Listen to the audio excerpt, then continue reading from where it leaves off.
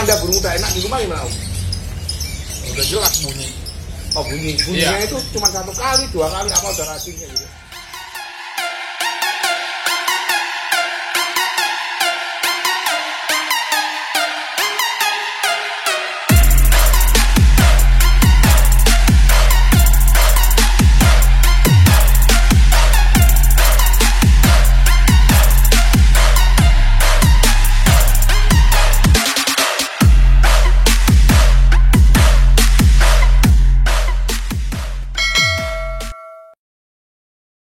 Selamat pagi sahabat excellent. Hari ini nih saya kedatangan rezeki nih. Kedatangan rezeki.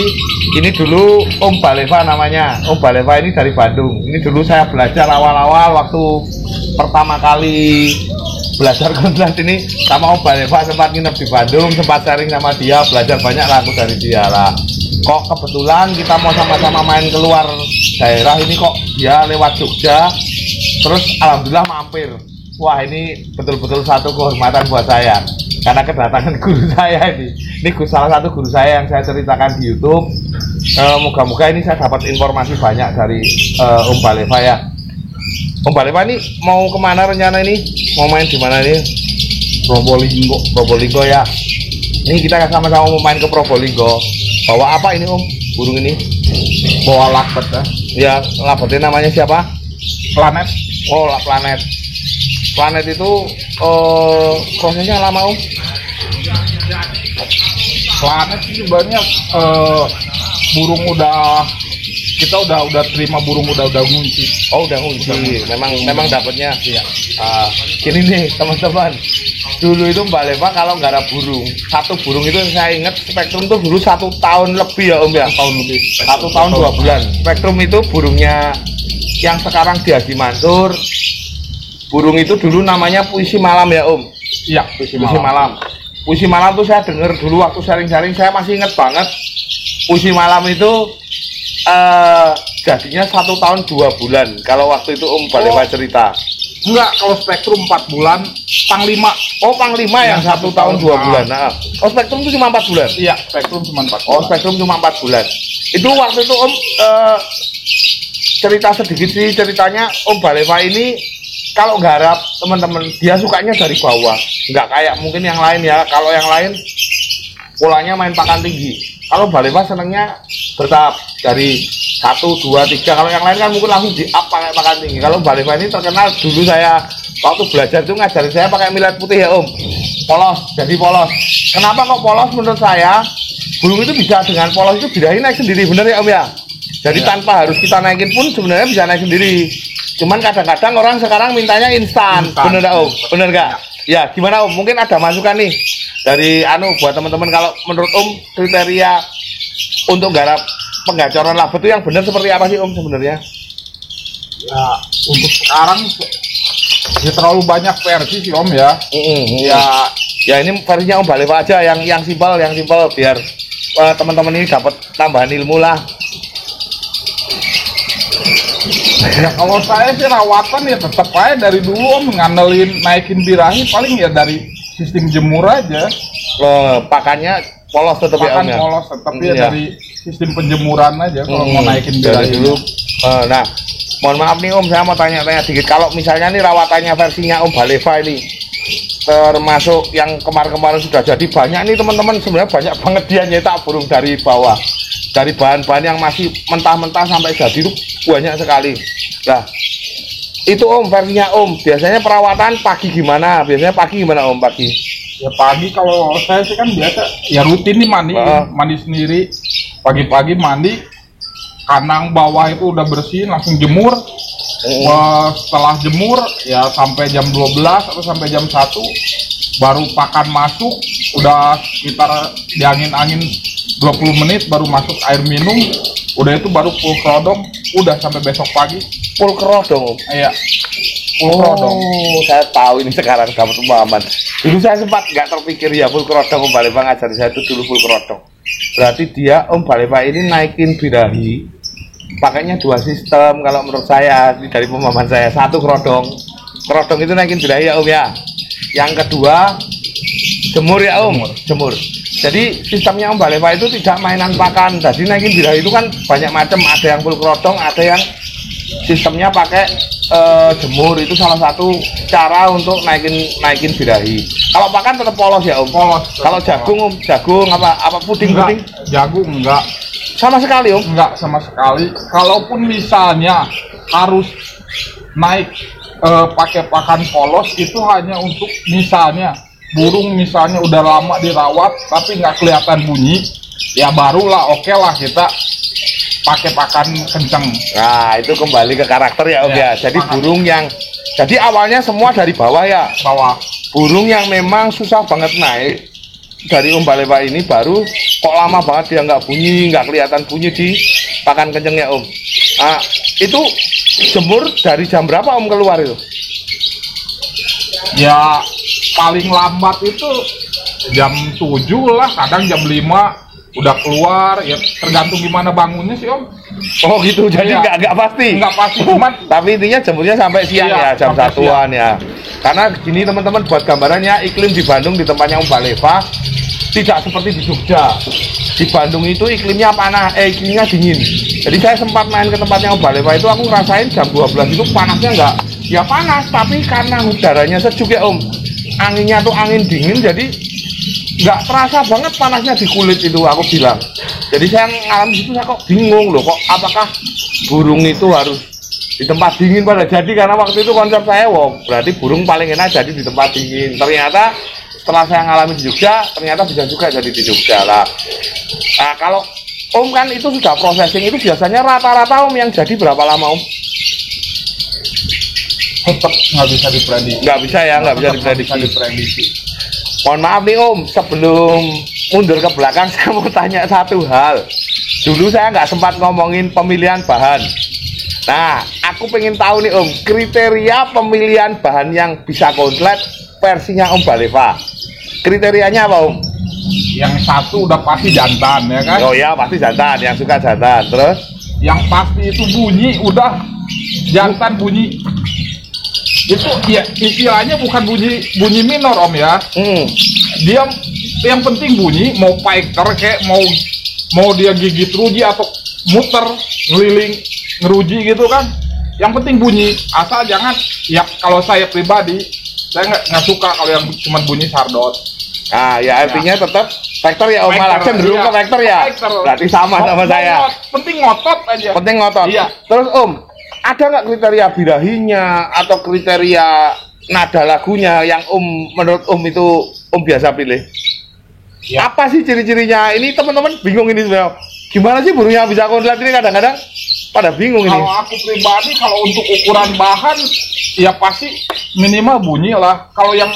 Kalau misalnya udah kedengaran nada-nada yang minor itu ya udah, itu mah udah tinggal nerusin Oh aja, ya, Om. kalau minor kan ya, maksudnya kan ada burung belum berubah lagu ya, tapi nadanya udah enak. Apakah itu termasuk kriteria pemilihannya Om? Maksudnya nadanya ada di situ, kering, kelihatan. Ya, itu udah jelas, itu udah Tetap pasti. ada ya. Iya, Jadi Om udah itu jelas. milihnya juga salah satunya dari nada ya. Ya itu udah jelas. Iya, soalnya Om sering dulu ngajarin saya gini. Ya, itu itu udah jelas. ada. Iya, itu nadanya iya, ada itu- katanya. itu udah Loh, saya pasti. tuh bingung dulu. Saya tuh bingung loh. Nada ada sing mana nadanya kayak gitu kan? Ada itu mana nadanya? Tuh. Nada yang mana, setahu burung itu lagunya masih vektor, tapi Om Baleva bisa sedemikian rupa membedakan antara burung ini nadanya bagus sama enggak. Waktu itu saya yang paham tuh dari Om Baleva itu. Karena jam terbang ya kan Om, karena saya istilahnya prosesnya semua dari awal, jadi setiap perubahannya udah paham. Udah paham. Ya karena Ya. biasa karena burung dari nol, jadi akhirnya Om bisa membedakan karakter lagu seperti ini, itu arahnya ke sana, karakter lagu seperti ini arahnya kan. Kalau udah kedengaran nada minor, minimal itu kan menghemat waktu Om. Ya. Kalau kita cuman berdasarkan istilahnya cuman bunyi piker atau ngering itu kan, tapi positif jantan, itu kan prosesnya masih ya terlalu lama lah ya kan. Iya. Tapi kalau misalnya dia Ada sedikit udah ada kering-kering, dikit, ya. nah itu kan udah enak ya, kan. Ya, karena Om Baleva ngomongnya gitu dulu. Setahu saya nih teman-teman, saya dulu belajar sempat bingung saya. Jujur saya bingung. Cuman saya banyak sekali ngambil beberapa tekniknya dari Om Baleva untuk processing jantan. Walaupun kalau saya mungkin polanya pakannya nggak tinggi banget, makanya saya ambil di tengah. yang dari beberapa guru itu ngomongnya pakan tinggi, dari Om Balewa ngomongnya millet putih. Coba kalau teman-teman jadi saya sebagai seorang pemula waktu itu, apa nggak bingung? Saya main ke beberapa tempat semua beda. Bahkan saya buat statement waktu itu di status, ini tanya sama A gini, tanya sama B gini, kok beda banget gitu loh. Lah, saya beberapa hanya menyingkronkan polanya dari Om Balewa maupun dari yang lain. Terus saya ambil tengah, saya ambil pakan, tapi dicampur millet putih supaya tidak terlalu tinggi, supaya mempercepat proses. Ada juga yang ketika pakan itu diterapkan, menurut pakan saya 1:2, saya turunkan kembali ke millet putih karena memang dirasa burung itu kalau pakan tinggi nggak bisa gitu loh. Jadi akhirnya saya pakan rendah pakai millet polos. Nah makanya butuh butuh pemahaman di sini. Jadi sebenarnya bahan tanpa harus pakan tinggi pun bisa ya Om ya, bisa. Nah ini teman-teman dipahami ya, benar-benar dipahami tolong. Sebelum teman-teman itu memahami bahwa tidak harus jantan itu dipakan tinggi. Bahkan Om Balewa setauku rata-rata jadinya dari millet polos ya Om.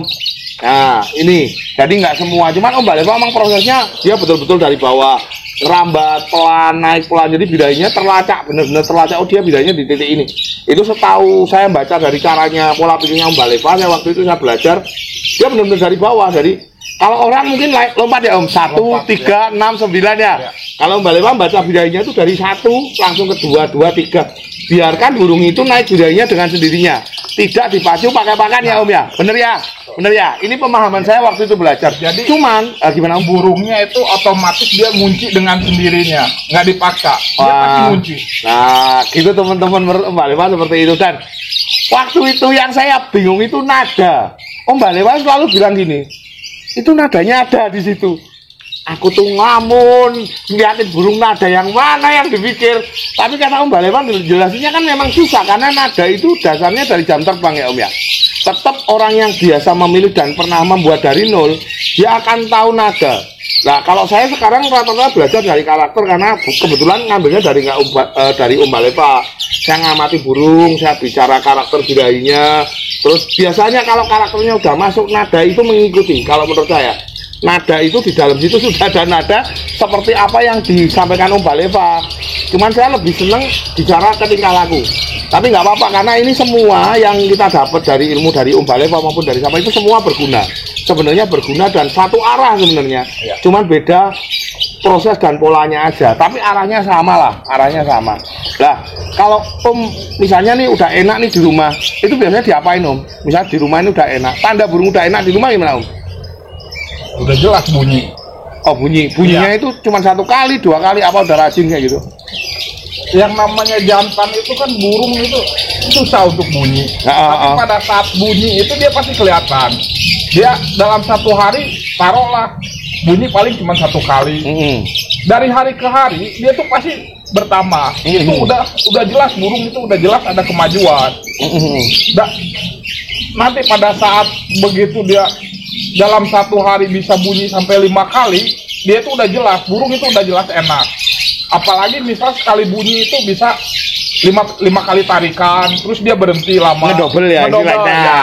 Istilahnya ngedouble, maksudnya dalam 1 kali bunyi dia langsung bawain 5 tarikan. 5 tarikan. Jadi tidak cuma 1 kali jeda lama banget baru bunyi lagi 1 kali selama 1 hari ya Om ya. Benar ya, itu yang namanya ngedouble ya. Berarti ngedouble itu bukan lagu ya Om, bukan nada, bukan ya? Iya. Bukan nada ya. Ngedouble itu dari bunyi 1 ke bunyi yang lain. Dilakukan berterus lanjut gitu ya Om ya. Bedanya rapat. Nah, itu biasanya burung kayak gitu udah kelihatan di rumah ya Om.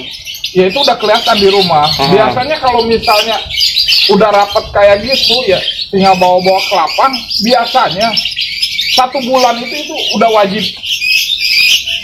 Kalau perawatannya stabil dan burung itu tetap seperti itu, 1 bulan itu wajib udah nampil.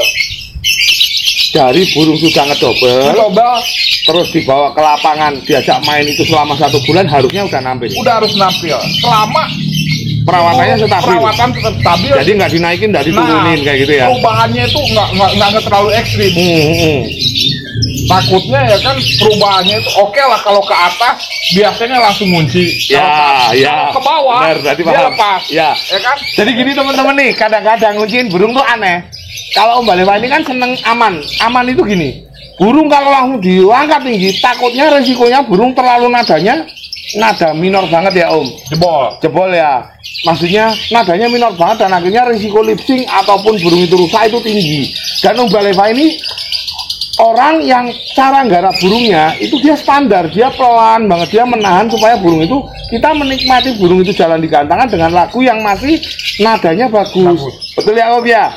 Saya diajarin sama guru saya ini dulu, Mas, kalau bisa burung itu jalan gantangan posisi nadanya jangan minor banget, nadanya bagus, masih full speed ya Om ya. Jadi dia burung awet sampai jangka panjang pun awet. Jadi itu yang diajarkan. Lah, kalau Om setelah di bawah 1 bulan langsung digantang gitu aja Om. Gantang. Langsung gantang dan Om ngajarin gantangan itu beda banget sama saya mulanya. Om selalu ngajarin gantangan itu langsung di tengah. Alasannya apa Om? Alasannya? Karena kalau misalnya di tengah dia kan dikepung. Ada kemungkinan di kiri kanan atau depan di burung di sekitarnya ini bisa meningkatkan birahi dia, bisa ngunci di lapang. Ngunci di atas gantangan langsung. Jadi tiba-tiba ngunci gitu aja walaupun nggak langsung ngunci ya Om ya? Iya. Tapi begitu dia ketemu pas birahi di atas gantangan, dia begitu jalan, dinaikin sesi kedua pun dia pasti jalan. Dan hari berikutnya juga kalau rawatan stabil dia itu pasti jalan terus. Jadi sekali dia ngunci di gantangan klik, besoknya mesti stabil. Masih stabil. Oh, lah ini teman-teman ini saya malah waktu itu saya diajarin saya agak lupa sih, cuman waktu itu saya ingat Om Baleva gantang itu senangnya di posisi gantangan 10 sama 11 untuk ngajarin burung. Aku sampai sekarang masih saya rekam dan itu nggak pernah saya lupakan. Cuman aku kadang ngajarin tuh nggak telaten kalau di gantangan 10 atau 11. Saya selalu jauhin dulu karena dulu saya belajar teknik penggantangan dari Hadi Purnomo Banjarnegara. Senangnya jauh dulu, gading dulu, jauh dulu, terus deket kayak gitu. Nah, setelah ngunci jalan gantangan perawatan tidak ada perubahan ya Om? Nggak ada perawatan tetap. Perawatan. Terus gini Om, aku tanya, itu kan berarti di rumah kerodongan semua? Iya. Kerodongan semua. Terus kalau misalnya dijemur nih Om, jemur lihat burung semua nggak Om? Burung dijemur lihat burung, cuman posisinya nggak di track jauh. Cuman kalau saya kebiasaan kalau jemur burung nggak pernah di bawah, digantung pasti. Ya karena sebenarnya paling enak digantung kalau ada tempat ya Om, soalnya membiasakan burung itu bunyi di gantangan. Dilewatin orang ya kan. Kayak gitu, jadi lebih enak sih sebenarnya burung itu digantung kalau menurut saya. Cuman karena mungkin gantungannya belum buat itu ada yang digantung, ada yang anu. Jadi kalau saya jemurnya mungkin di bawah, tapi nanti kalau sudah tak pisah-pisah digantung-gantung semua, tak sekat-sekat supaya dia bunyi gacor. Jadi saya mencari titik gacornya dia supaya gacor terus nggak lihat burung. Jadi intinya kalau awal proses digantung-gantung lihat burung jemur itu kadang nggak langsung bunyi ya Om ya? Enggak. Biasanya sekalinya bunyi mungkin langsung enak ya? Nah sekali kalau burung yang udah enak itu sekalinya bunyi, ya udah pasti ngedobel. Udah pasti ngedobel, udah merdeka aja itu udah aman aja. Iya, padahal dulu, tahu-tahu kok burung itu bunyi dan tahu-tahu enak dibawa ke gantangan jalan-jalan tiba-tiba langsung kunci. Setahu dulu sistemnya Om Baleva seperti itu. Jadi benar-benar lihat burung nggak bunyi, belum bunyi bahkan seberapa bulan dirawat mungkin nggak bunyi ya Om ya. Sekalinya bunyi langsung enak ya Om ya. Kalau nggak salah seperti itu. Ini konsepnya Om Baleva. Dulu Om kan pernah lihat waktu datang ke Bandung awal, saya pernah bilang Om, saya lagi garap burung ini. No, itu burungnya, lihat karakternya seperti apa. Itu kan sekarang loncat-loncat. Saya kan dulu pernah bilang, kalau Om ada rezeki, Om pasti lihat burung ini jadi. Tahu-tahu kan saya bawa ke Jogja, si Panglima itu. Panglima ya kan? Aku inget banget burung itu nggak ada suara, nggak ada bunyi waktu itu aku datang. Nggak ada bunyi sama sekali. Nggak ada bunyi. Terus begitu tahu-tahu Om bawa ke Jogja dan burung itu udah ngunci laku 100. Aku inget banget. Untung banyak ini bosku ini.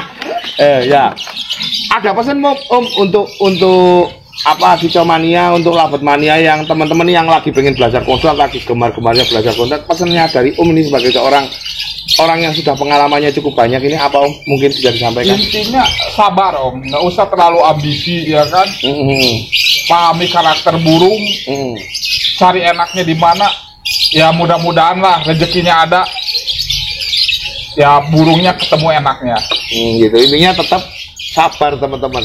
Tetap yang bikin rata-rata gagal itu kan ambisi rata-rata. Ya nggak sabar. Burung udah enak. karena pengen cepat ya kan Dipacu. nah kesalahannya itu rata-rata kesalahannya Iya, itu ya kan setuju aku Om. Rata-rata Pengennya cepet kesalahan, aja. pengen cepet. Belum waktunya, belum jalan, dipaksa jalan. paksa Ya kan? ya kan? Eh. Burung selek titiknya itu udah cuma Udah tinggal enak, satu tinggal tahap satu tahap lagi. aja. Tiba-tiba dipres, Dipaksa. dibom, lewat, mangap, ya kan? Mangap, Nggak ada ya. suara, ya kan? Itu maksud saya. Jadi teman-teman, sebenarnya pakan tinggi itu bagus kalau untuk naikin, tapi kalau nggak bisa kontrol dan itu agak maksa dan ambisi, resikonya besar untuk burung. Ini supaya teman-teman pemahamannya kalau garap burung pakai pakan tinggi itu hati-hati. Bener ya Om Beleva ya?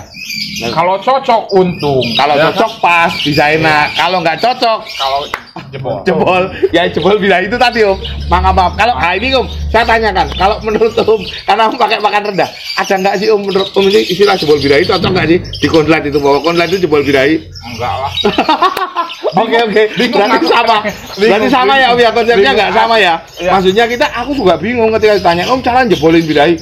Jebolin birahi yang kayak apa? Aku bilang gitu. Aku juga asli Om. Awal-awal bingung dengan istilah jebol birahi, ya kan? Iya. Jebol birahi bisa koslet gitu. Lah, setahu aku yang namanya jebol ya udah. Iya. Soalnya apa ya, dari dulu saya awal-awal belajar tanemin jebol birahi. Aku ya bingung jebol birahi maksudnya gimana. Satu sisi millet putih, jebolinnya gimana kalau pakai millet putih? Apa nggak lama banget Om jebolin millet Iya. putih, bisa berapa tahun kayak gitu kalau ngomongin jebol ya. Pakai millet putih aja jadi, ngapain jebol? Padahal Om setauku garap burung itu rata-rata pakai millet putih. Bener ya Om ya, rata-rata jarang banget burung yang pakai pakan tinggi setauku di tempat Om ya. Oke teman-teman, segitu dulu. Jadi intinya jangan di skip karena di sini obrolan saya sama Om Baleva ini sangat penting. Coba ikuti satu persatu, pahami. Bakal banyak dapat teknik dari situ. Oke, sampai di sini dulu.